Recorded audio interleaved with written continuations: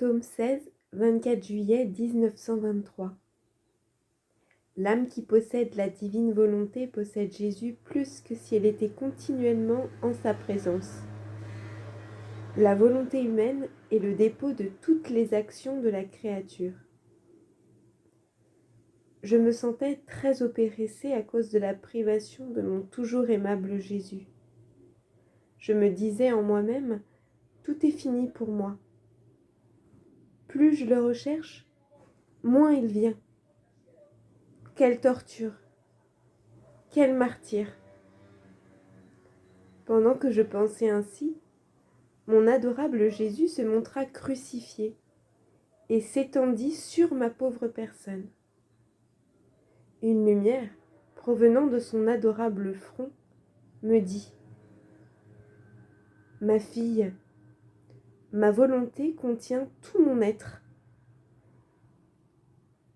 et toute âme qui la possède me possède plus que si elle avait ma présence continuelle. En fait, ma volonté pénètre la créature dans ses fibres les plus intimes. Elle compte ses battements de cœur et ses pensées. Elle est la vie de sa partie la plus belle, son intérieur, d'où ses travaux extérieurs montent comme d'une source et la rendent inséparable de moi. Par contre, si je ne trouve pas ma volonté dans l'âme, je ne puis être la vie de son intérieur, et elle demeure comme séparée de moi. Combien d'âmes qui, après avoir joui de mes faveurs et de ma présence, se sont séparées de moi, parce que la plénitude de ma volonté, sa lumière, sa sainteté, n'était plus en elles, elles se sont englouties dans le péché et le plaisir. Elles se sont séparées de moi, parce que la divine volonté qui protège totalement l'âme du péché, même du plus petit, n'était pas en elles.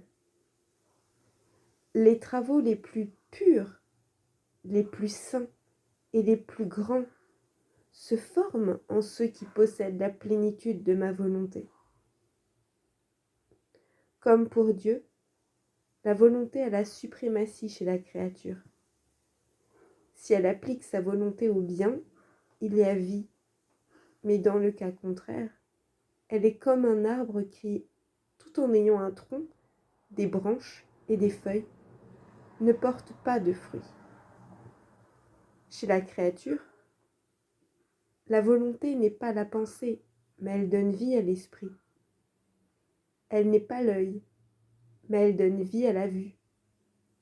S'il y a volonté, l'œil peut voir. Autrement, c'est comme si l'œil n'avait pas de vie.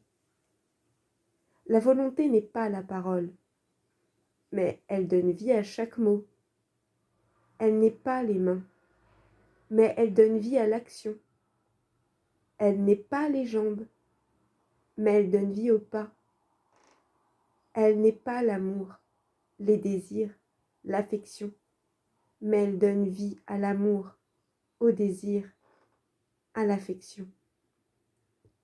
Bien que la volonté soit la vie de toutes les actions humaines, l'homme est dépouillé de celles-ci après les avoir faites, tout comme un arbre chargé de fruits est dépouillé par les mains de celui qui vient les cueillir. Cependant, les regards que la créature a posés, les pensées qu'elle a formées, les mots qu'elle a dits, les actions qu'elle a faites, sont comme scellés dans sa volonté. Les mains de la créature agissent, mais ces actions ne restent pas dans ses mains. Elles vont au-delà, et qui peut dire où? Cependant, les choses de la volonté demeurent sur place. Par conséquent, tout est formé, scellé dans la volonté. Il en est ainsi pour la volonté humaine, parce que j'ai semé en elle la semence pour qu'elle soit semblable à ma propre volonté.